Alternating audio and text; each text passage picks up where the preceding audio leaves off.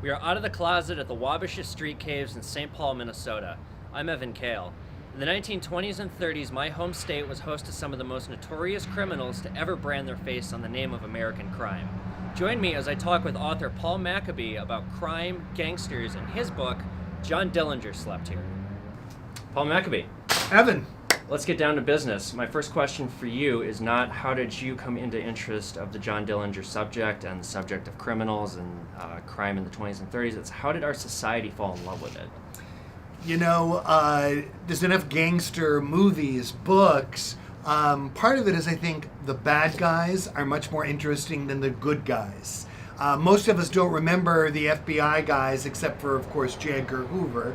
But everybody remembers John Dillinger, Babyface Nelson, Pretty Boy Floyd. Part of it is they all had nicknames. You had Creepy Carpus.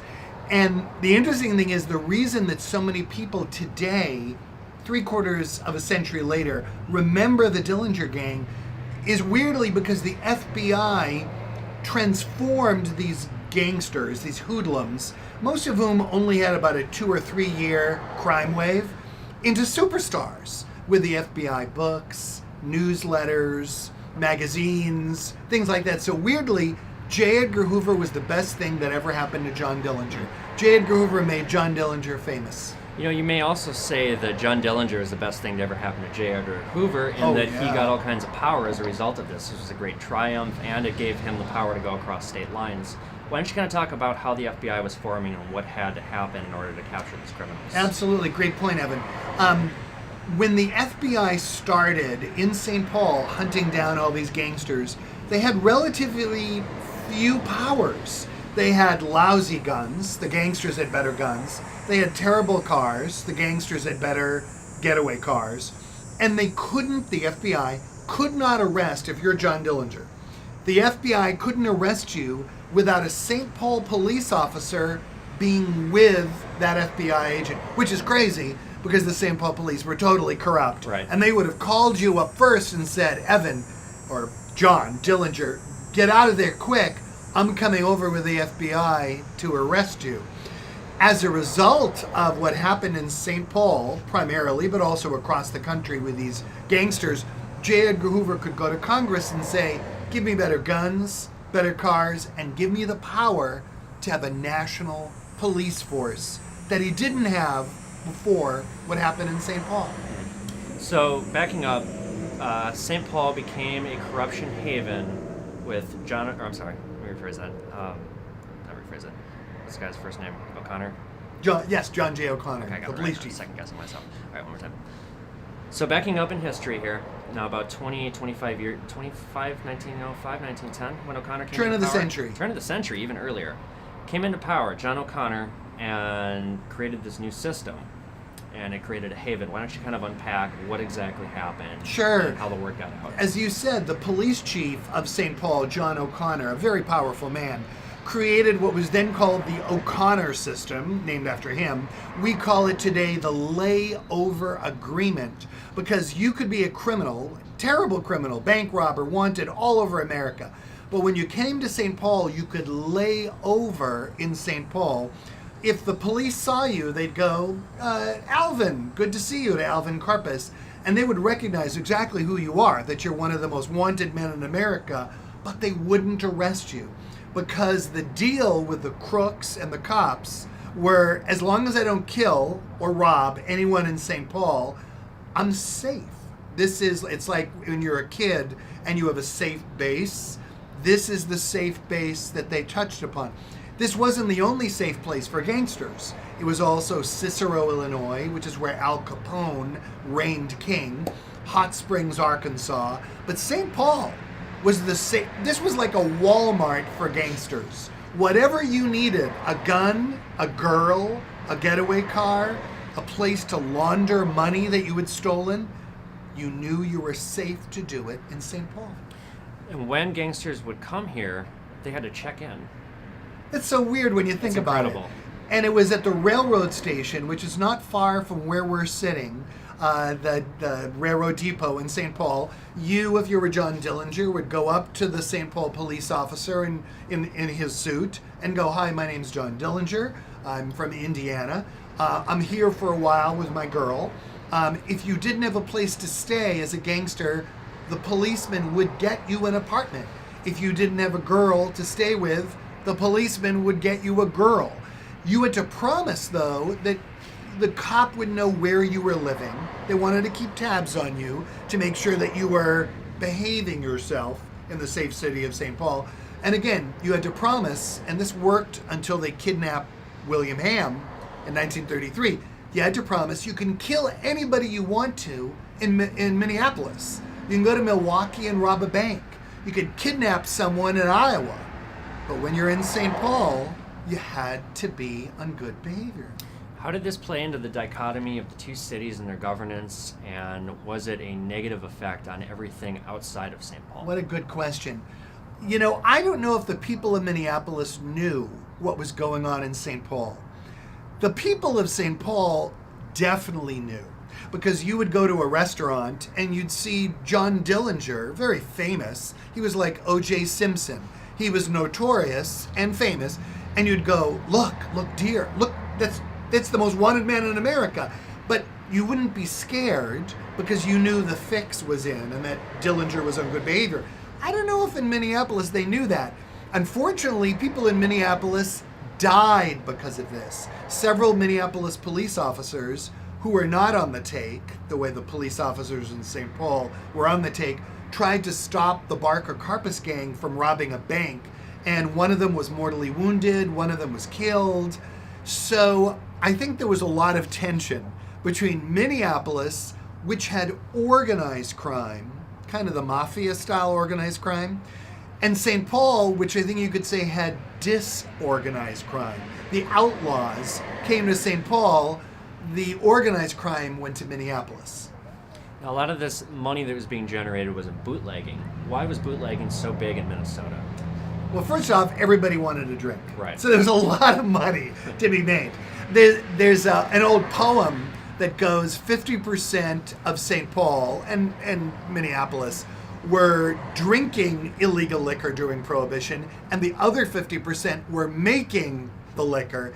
The reason that St. Paul and Minneapolis were a huge bootlegging center is we had clean water, the Mississippi River. You can't make illegal liquor without water. That's how you make liquor. You ferment fruit in the water. You need a transportation. And we were at the time a railroad city. We're not anymore. But at the time there were lots of railroad trains. Well, that's where the illegal liquor came in and the illegal liquor went out. And we had a border with Canada. Great for smuggling liquor. There were no guards. Very few guards, so you could smuggle liquor up or bring liquor down. And lastly, you had a lot of German immigrants in Minnesota. The Germans knew how to make beer. They had breweries back in the old country. So when they came to St. Paul, there were roughly 113 breweries in St. Paul before Prohibition was passed. All right, let's shift gears here. Let's get into the actual writing of this book. So I first came across this book in 2011. My dad told me, he's like, Evan, son, you got to read this. There's some family history in here you can go wild over. Oh my. So, again, I'll get to that in a little bit. So I'm looking through and I'm reading this book and I'm blown away by all the detail. I don't think I've ever come across somebody or something that has so much primary text and so many eyewitness accounts and so much detail describing not just these people, but their mannerisms, these jokes that are told amongst them, all this stuff. I think, God, you must have gone through all kinds of files on the internet. And I look and I see it was written in 1995. Before the internet. How the hell did you go through all that info? Such an achievement writing this book and all this info and all you must have had to go through. I was so blown away. So, most of this book is based on the FBI's own files, and those are not easy to get. Now, legally, you can get your FBI file. You just have to give your fingerprints and your birth certificate. You can get Elvis Presley's FBI file. You can get anybody who's dead. You can get probably Prince's FBI file through a law called the Freedom of Information Act that was passed after Watergate. So it was open government law. So I asked for the FBI files on John Dillinger, Babyface Nelson, Ma Barker, all the gangsters who lived here. It took 12 years. The FBI fought tooth and nail because the FBI wants to tell their own story, in which they're the heroes. And to be honest with you, the FBI, I think, comes off rather well. There are some things about J. Edgar Hoover that are screwy. And he didn't believe that the mafia existed, for instance. But still, the FBI files show that they did remarkable detective work. The reason I wanted a lot of detail in this book is because I didn't believe what I heard was true. When I heard that John Dillinger lived, and everybody knew who he was in St. Paul for months, and nobody turned him in, I couldn't believe it. I couldn't believe that the people of St. Paul knew that the most notorious gangsters in America were in the movie theater. Apparently, John Dillinger loved Walt Disney movies. He said that he went to Three Little Pigs by Disney in Crocus Hill in St. Paul. See, here's all these people with their kids watching Disney's Three Little Pigs with machine gunner and killer and bank robber John Dillinger with them. So I wanted to find out, how is that possible? And the answer was in the FBI files. It just took a long time to get them. Now, did you come across anything that you had heard from some sources, but you couldn't verify because the files got destroyed? I noticed you said a couple times the files got destroyed. Yeah, sadly, the St. Paul police destroyed all of their files. I personally think the reason the St. Paul police destroyed all of their files from the 1920s and 1930s, the gangster era, is because it was embarrassing. It was humiliating. The police were on wiretaps, not just the crooks. The police were on wiretaps talking with the crooks saying, hey, you'd better clear out of there. We have to raid your speakeasy or your gambling den. Get out of there, and then in a couple hours you can come back after we leave. So that was really sad because it would have been fascinating to see that. But fortunately, a lot of the people who knew the gangsters then were still alive. The nightclub that John Dillinger loved to go to in St. Paul, the Hollyhocks Club on Mississippi River Boulevard, right near the Ford plant, the guy who was the doorman, who was 90 years old when I interviewed him, was still alive. He's passed away since. So I interviewed people and asked them, is this true? According to the FBI files, this is what the gangsters did. Did they really? And then you compare what's in the files with what's in the memory. Do you come out with the truth? You come out with as close to the truth as we can get in 2016. Now, John Dillinger did not die here in Minnesota, but he was wounded here, and I would say that the Lincoln Court Apartment shootout is probably the climax of your book. Unpack the event for us. What happened? Yeah. Well, you can drive by, and a lot of people do, the Lincoln Court Apartments that's right near the intersection of Grand Avenue and Lexington, just one block away. There is an apartment that everybody refers to as John Dillinger's apartment. He hasn't lived there since 1934, but it's still John Dillinger's apartment. He was there hiding out under an alias with his girl, Billie Evelyn Frechette. And apparently the landlady noticed something a little unusual going on in his apartment. But in St. Paul, for unusual things to happen in apartments was not unusual. So the landlady called the St. Paul police, and somehow the FBI got wind of it. And a couple of cops and FBI agents showed up, knocked on Dillinger's door. They didn't know that it was bank robber John Dillinger. And so Dillinger's in bed with his girl. The door knocks. He sends his girl in her nightgown to the door. She opens it up and sees the cops there. But they don't know it's Dillinger. They go, excuse me, madam, we're here to talk to Carl Hellman, which is Dillinger's alias. Well, the dear young woman forgets her own alias. Carl Hellman, it sounds vaguely familiar. Oh, my husband. Of course, I'll go get him. She runs to the bed, says, John, it's all over. And Dillinger, apparently cool as a cucumber, pulls on his pants, takes out his guns, says, dear, get dressed. and then walks to the door and starts shooting. And incredibly, he's a bad shooter. Dillinger was not a master criminal. He fires all these bullets at the cops and the FBI. Not a single one, fortunately, hits any of the lawmen. But one of the lawmen's bullets from the gun that's on the cover of my book hits Dillinger in the thigh, wounding him, not severely. Dillinger lays down fire, goes out the back door, and gets away from an FBI shootout, which was a terrible humiliation for J. Edgar Hoover. How many times have you told that story? I'm just curious. Oh my God. Probably too many to count. More than Dillinger told it, I'm sure. Many, many times. All right, I'm going to ask you about one you probably haven't told as much, and it's my personal favorite episode of the book. It's the story of Murder, Inc. and the killing of Abe Loeb. Oh my, A.B. Wagner, Abe Loeb. Yeah, and people have heard of Murder Incorporated. At the time, it was as big as the Crips and the Bloods, as the most notorious gang. It was Lepke Buchalter, Meyer Lansky, some of the toughest criminals in New York, who essentially had a corporation whose product was murder. And you would call them up and go, I want this guy killed. And they would go, is it a judge? Is it a senator? Or is it just your wife or husband?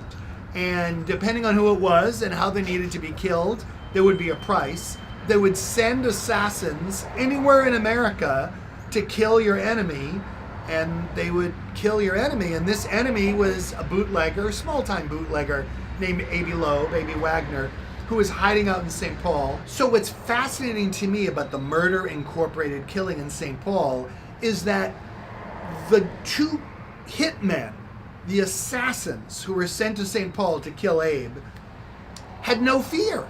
They didn't wear masks. They just walked into the Green Dragon restaurant on University Avenue near the intersection of what is today University and Snelling, and started shooting this poor guy and then beat him over the head to make sure that he was dead.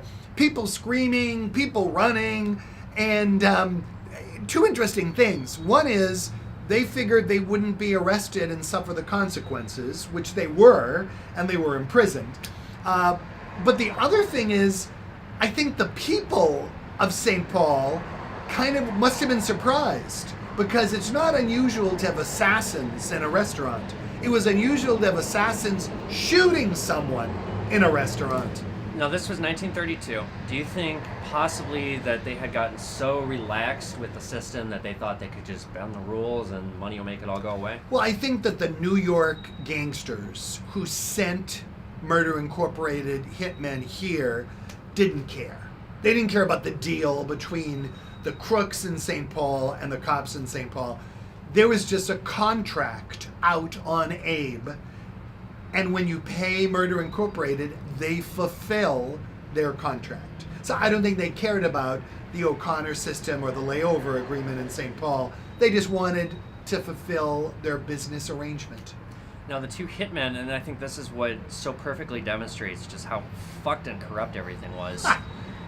They get locked up. They get arrested because there's a cop like a block away. They get locked up. In Stillwater. There's all kinds of money thrown trying to spring them. There's a dynamite plot at one point. They don't get away, but they live like kings in jail. Without question. Yeah. They had had better lives. They might have lived better in Stillwater prison. You mentioned explosives. Apparently, a Bugsy Siegel, everybody knows who Bugsy Siegel was. He founded Las Vegas and was played by Warren Beatty in the movies. Bugsy Siegel, who was part of Murder Incorporated, sent something like $50,000 to a explosives expert nicknamed Dandy Jack, who was supposed to put explosives on the wall at Stillwater Prison, blow the wall, and get these two hitmen out. Apparently the explosives did not do their job. The hitmen remained in Stillwater, and Dandy Jack disappeared. But you're right, while the two hitmen were in Minnesota's Stillwater Prison, they got fine liquor, they got women, conjugal visits, shall we call it. They had every luxury a gangster would want until they were eventually released from prison. And I talked to a Philadelphia cop, because these two hitmen were from Philadelphia. And he said, you have to give them, even though they were bad men, grudging respect. They never, all that time in prison, decades in prison, they never squealed. They probably could have turned state's evidence, but they were hardened killers who would rather be in prison than betray the criminal oath. The mark of a gangster. Okay, so of all these characters that came through here, Edna Parker, Ma Barker, Creepy Karpus, John Dillinger, if you could meet one of them today, you said those are your 4 in another interview, your favorites.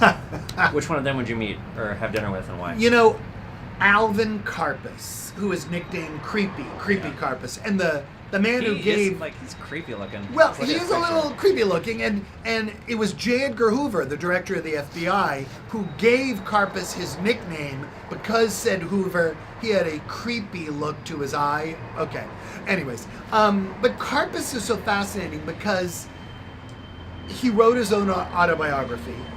And if you believe what Karpus said, and I talked to people who knew Alvin Karpus,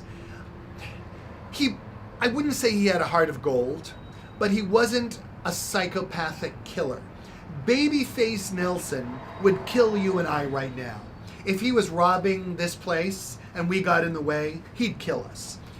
Alvin Karpus actually told the FBI, if I had one of my girls with me, and many of the women had kids, and there was a little kid with us, this is what Karpus said, I would rather give myself up and go to prison than risk having a kid killed in the crossfire.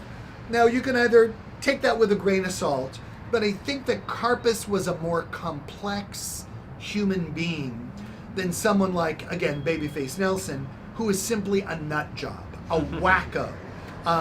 Famously, when Babyface Nelson came out of Little Bohemia, where the John Dillinger gang had a shootout with the FBI, Babyface ran into an FBI agent, and Babyface saw that the FBI agent had a bulletproof vest. So apparently Babyface screams, I see you've got a vest. I'll give it to you high. I'll give it to you low. And he cuts the FBI agent into thirds. So he was a horrible human being. Karpus, a bad man, but probably not a sociopath. What was Nelson's kill count? Do you know? It's impossible to know. Even as Babyface Nelson was being killed himself, he killed a law enforcement officer in the shootout. He took men with him when he was killed. Dillinger, of course, died in Chicago in front of the Biograph Theater, didn't take anybody with him. Yeah. So I think it gives a sense that Babyface Nelson was a killer till the last second of breath he had in him. Was J. Edgar Hoover validated in killing him the way that he did, executing him on the spot like that? Do you think there could have been a measure taken to save his life, to arrest him properly? And the second part, today, do you think John Dillinger would have been charged with terrorism? Or any of these other guys? I don't know the answer to the second question. It's more of an opinion. Yeah, really. The first question is so interesting because J. Edgar Hoover fully expected that he would become the nation's most beloved G-man, a living legend, which in some circles J. Edgar Hoover was for a time. But the head of the Chicago FBI office, Melvin Purvis, and some people remember Melvin Purvis, he was famous. He led the Chicago killing of John Dillinger. He got the glory. All the newspapers said, Melvin Purvis kills John Dillinger. J. Edgar Hoover didn't like that. As a matter of fact, J. Edgar Hoover hated that. And from that point on, J. Edgar Hoover, after John Dillinger's death, really destroyed Melvin Purvis's life. He sought revenge against his own FBI agent because J. Edgar Hoover felt he deserved the credit, not Melvin. Very sad. He must have done a pretty good job because I believe Melvin killed himself, if I'm not mistaken. Very, very sad. I suppose that's not funny. And of course, J. Edgar Hoover was as complex as Alvin Creepy Karpus. The likelihood that Hoover was a closeted gay man is about 99%. It's impossible to know. I mean, he was closeted if he was a gay man. And yet, he led the Palmer raids in the early 1920s, which were these horrific anti-communist raids that also punished gays in the 1920s. So I think he was a tormented soul. And Melvin Purvis was one of his young proteges. He truly wrote, the two of them wrote letters to each other that indicated at very least they had a bromance, a deep male affection for each other. So how interesting that Hoover would then turn against his protege and destroy him when the protege got the credit. So a lot of these gangsters, when they were in St. Paul, they were almost throwing it in the face of everyone that they were there and they were reigning free. They would play golf, they would be seen in movies, diners, you name it. I see a lot of similarities between these gangsters in the past and the hacktivists/hackers of today. They do a lot of the same thing. They like to flaunt what they do. Very anti-establishment, anti-officiality. Who's more dangerous? A hacker today who can shut down a power plant, possibly, or a gun-toting gangster back then like Nelson who's just going to shoot anybody he sees? Right, good question. Probably a hacker could cause more devastation. Interestingly enough, the hackers are often quite young, geeks, young. As are these guys, but it's because they didn't live old enough. Correct. And the gangsters at the time, John Dillinger and the others, were quite young. To be honest with you, the most dangerous force then and even today, although the complexion of organized crime has changed, is organized crime. The gangsters, not John Dillinger. John Dillinger killed one man, a sheriff.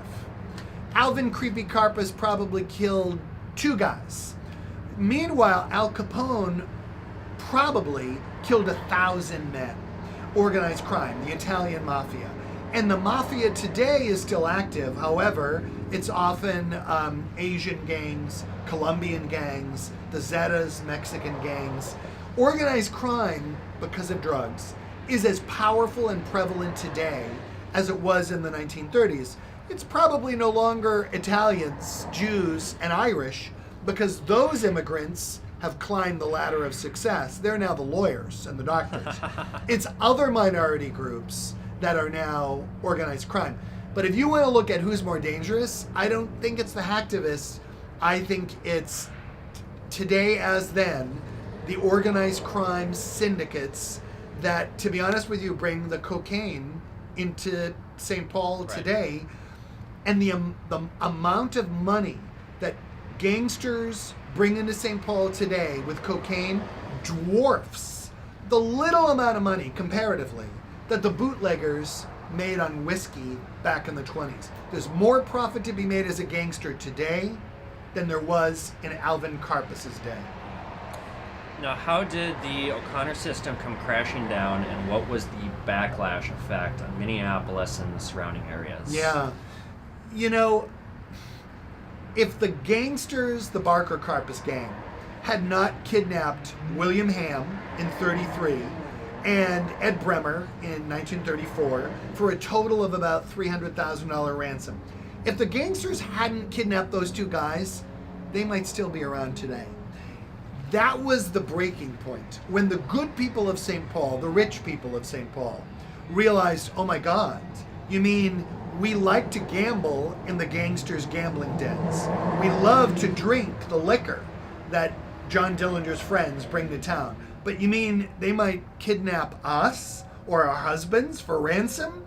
And that was the break. That was when the people of St. Paul demanded that the crooks be arrested, and there was a clean sweep of the St. Paul Police Department. That sounds like a good deal. Unfortunately, none of the crooked cops spent a day in jail.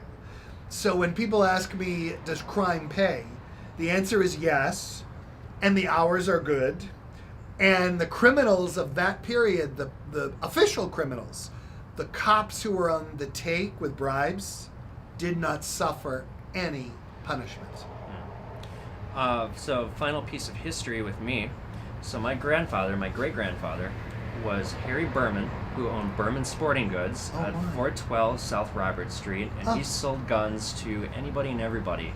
He had a White Bear Lake cabin, and his neighbor, he said he would see John Dillinger all the time. Oh, Now, I that can't is verify so this with any interesting. exact documents. This is just family hearsay or what my dad told me. Well, and But- it has the ring of truth because White Bear Lake, for obvious reasons, it was sunny and fun. If you had a gun mall with you, you'd want to go onto the lake and sail.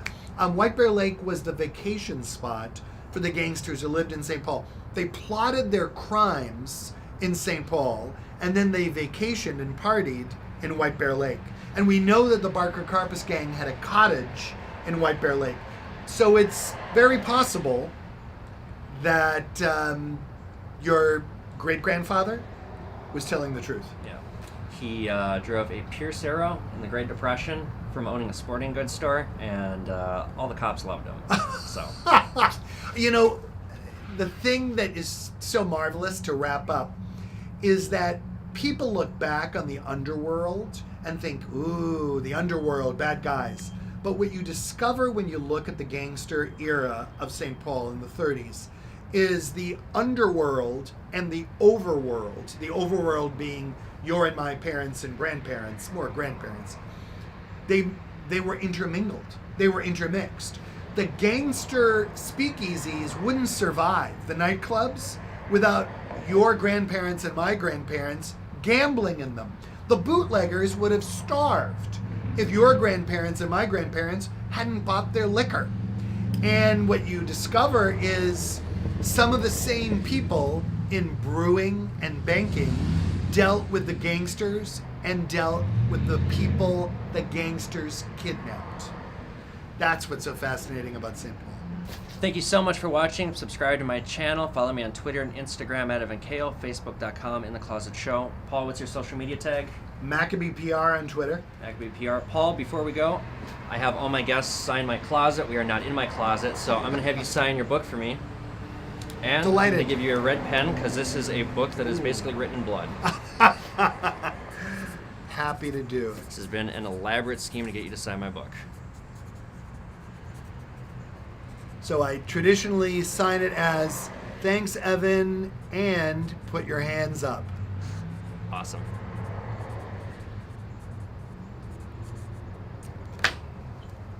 Awesome. Pleasure to meet you. Thanks, Evan. Thanks for watching.